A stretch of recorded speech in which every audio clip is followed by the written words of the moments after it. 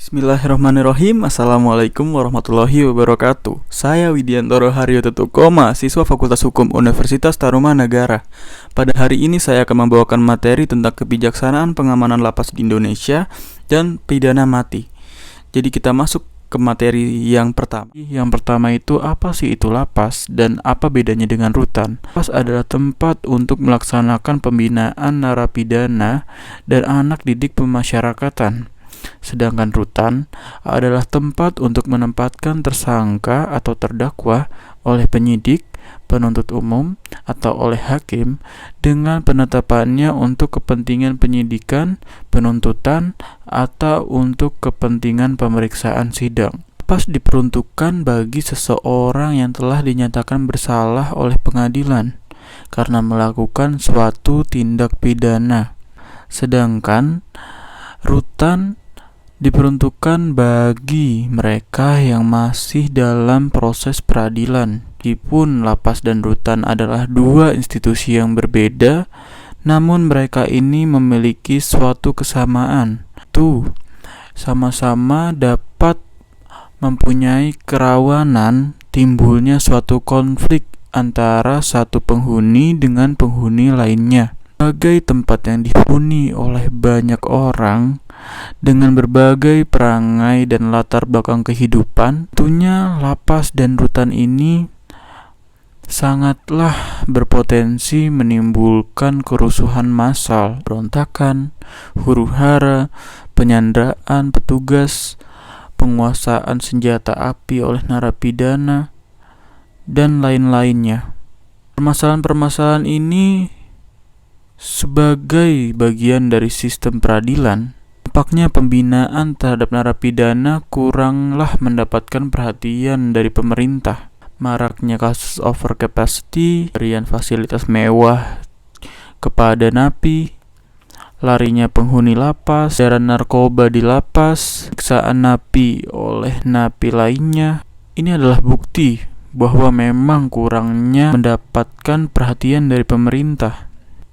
Tidaklah berlebihan apabila persoalan hukum ini pelaksanaan pidana sering disebut dengan istilah anak tiri dalam hukum pidana. Pemerintah dan para pakar hukum pidana sangatlah kurang memperhatikan persoalan pembinaan terhadap narapidana ini. Padahal pembinaan terhadap narapidana adalah proses akhir dari tujuan sistem peradilan pidana. Secara teoretik, overcapacity juga dapat menimbulkan prisonisasi seperti perampasan barang-barang sesama napi, pencurian di dalam kamar napi, perkelahian antar kelompok, pencoan khususnya bagi napi yang baru masuk, pengelompokan berdasarkan kedaerahan, bahasa khusus untuk tidak mudah dikenali oleh orang luar, homoseksual, serta kode etik untuk saling melindungi rahasia sesama napi, dan lain-lain sebagainya. Sykes dengan teorinya yaitu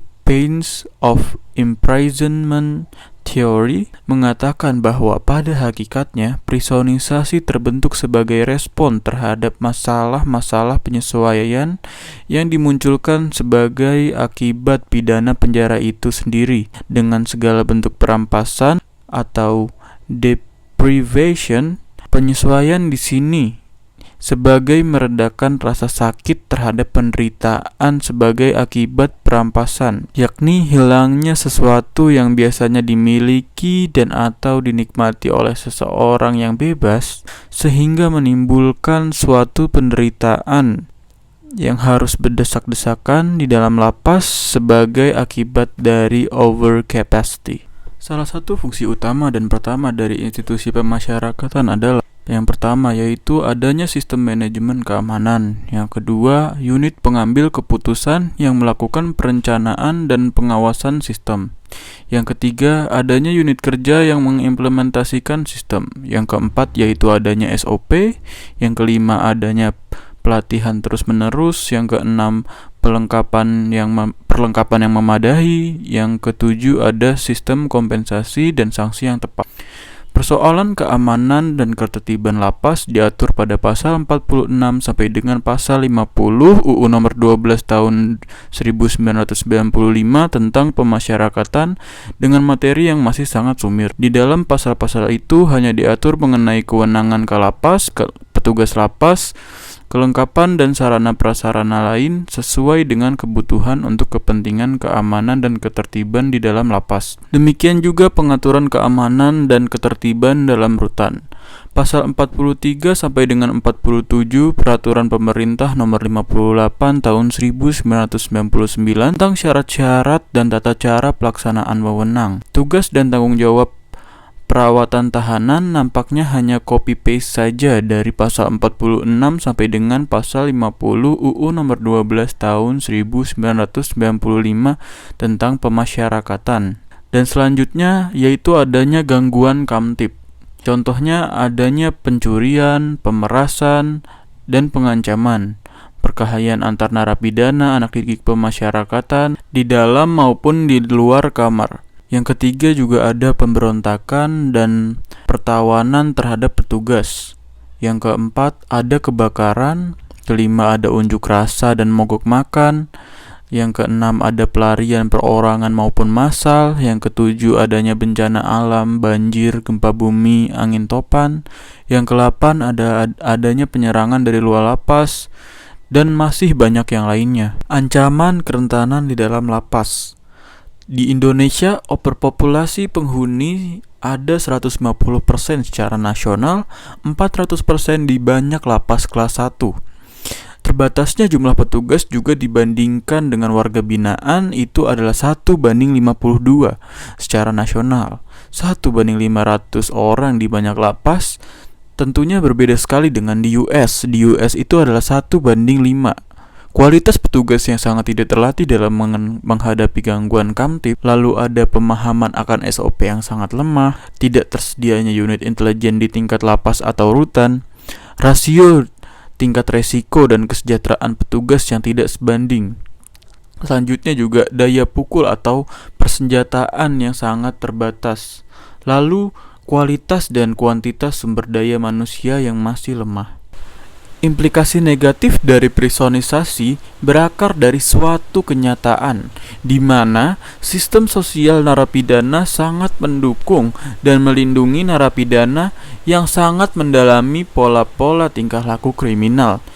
Dan begitu juga sebaliknya, akan sangat tidak mendukung bahkan menindas atau mengancam narapidana yang masih menunjukkan loyalitas pada dunia non-kriminal. Berkaitan dengan hal itu, Romli Atmasasmita pernah menyatakan, pada diri seseorang narapidana selama dalam penjara, jelas bahwa sikap dan nilai-nilai yang dianut seseorang narapidana dalam konteks masyarakat narapidana akan secara serius menghambat usaha resosialisasi narapidana.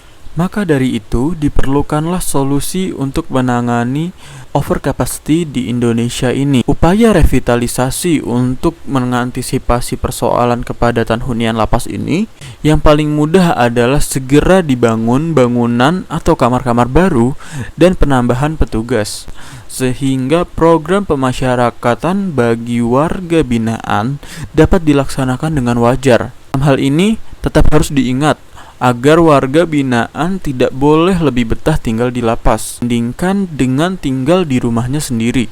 Sebab jika demikian hal yang terjadi, maka proses pembinaan pada hakikatnya telah gagal. Selanjutnya, dari sisi peradilan pidana, sebagai konsekuensi dianutnya Integrated Criminal Justice System, persoalan kepadatan hunian lapas yang mengancam keamanan itu seharusnya bukan hanya persoalan lembaga pemasyarakatan saja, melainkan persoalan seluruh subsistem peradilan pidana, seperti penyidik, penuntut umum, dan hakim. Selanjutnya adalah materi pidana mati. Ruslan Saleh mengatakan, pidana mati merupakan jenis pidana yang terberat menurut hukum positif kita. Bagi kebanyakan negara, soal pidana mati itu tinggal mempunyai arti kultur historis. Dikatakan demikian karena kebanyakan negara-negara tidak mencantumkan pidana mati ini lagi di dalam kitab undang-undang hukum pidananya. Sedangkan menurut Wirjono Prodjodikoro, di dalam bukunya Asas-Asas Hukum Pidana di Indonesia mengemukakan tujuan menjatuhkan dan menjalankan hukuman mati selalu diarahkan kepada halayak ramai agar mereka dengan ancaman hukumannya akan takut melakukan perbuatan-perbuatan kejam yang akan mengakibatkan mereka dihukum mati. Hubungan dengan inilah pada zaman dahulu hukuman mati dilaksanakan di muka umum. Selanjutnya ada pandangan kelompok pro pidana mati. Lombroso dan Garofalo membela hukuman mati. Hal ini dikarenakan pidana mati merupakan alat yang mutlak yang harus ada pada masyarakat untuk melenyapkan individu yang tidak mungkin dapat diperbaiki lagi. Ambonnet menyatakan adalah tugas pemerintah untuk mempertahankan ketertiban hukum. Ketertiban hukum itu dilakukan dengan pemidanaan, di mana apabila kejahatan yang dilakukan dirasa sudah sangat merugikan bagi kepentingan umum, maka pidana mati dapat dijalankan oleh pemerintah. Selanjutnya, ada pandangan kelompok kontra pidana mati.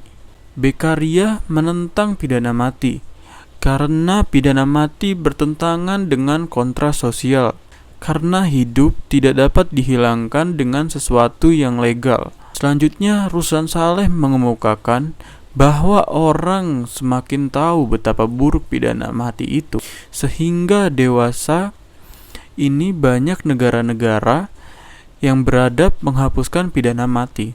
Keberatan yang terang dirasakan oleh halayak umum terhadap pidana mati ialah dengan dijatuhkannya pidana mati ini, maka tidak dapat diperbaiki lagi apabila kemudian terbukti bahwa putusan hakim itu menjatuhkan pidana mati itu telah didasarkan atas kekeliruan atau keterangan-keterangan yang ternyata tidak benar atau keliru. Pidana mati ini diatur dalam pasal 6 ayat 2 ICCPR. Argumentasi yang populer untuk membenarkan pidana mati adalah: yang pertama, lebih efektif daripada macam hukuman lain yang manapun karena memiliki efek deteren dalam kejahatan pembunuhan. Yang kedua, lebih hemat dari hukuman lainnya. Yang ketiga, untuk mencegah tindakan publik mengenakan pengeroyokan terhadap penjahat itu. Pengaturan pidana mati di KUHP. Yang pertama, makar terhadap presiden dan wakil presiden, yaitu terdapat pada pasal 104. Yang kedua, membujuk negara asing untuk berperang, pasal 111 ayat 2. Yang ketiga, membantu musuh waktu perang, pasal 124 ayat 1. Yang keempat, menyebabkan huru-hara, itu diatur pada pasal 124. Yang kelima, makar terhadap raja atau kepala negara, diatur pada pasal 140 ayat 3. Yang keenam, pembunuhan berencana, pasal 340. Yang ketujuh, pencurian dengan kekerasan, pasal 365 ayat 4. Yang ke-8, pembajakan di laut, pesisir, dan di sungai, pasal 444. Yang selanjutnya, pengaturan pidana mati dalam UU di luar KUHP. Yang pertama, yaitu adalah UU nomor 35 tahun 2009 tentang tindak pidana narkotika. Yang kedua, UU nomor 31 tahun 1999 junto UU nomor 20 tahun 2001 tentang pemberantasan tindak pidana korupsi. Yang ketiga, UU nomor 26 tahun 2000 tentang tindak pidana terhadap hak asasi manusia. Nah, yang selanjutnya, pelaksanaan pidana mati di Indonesia.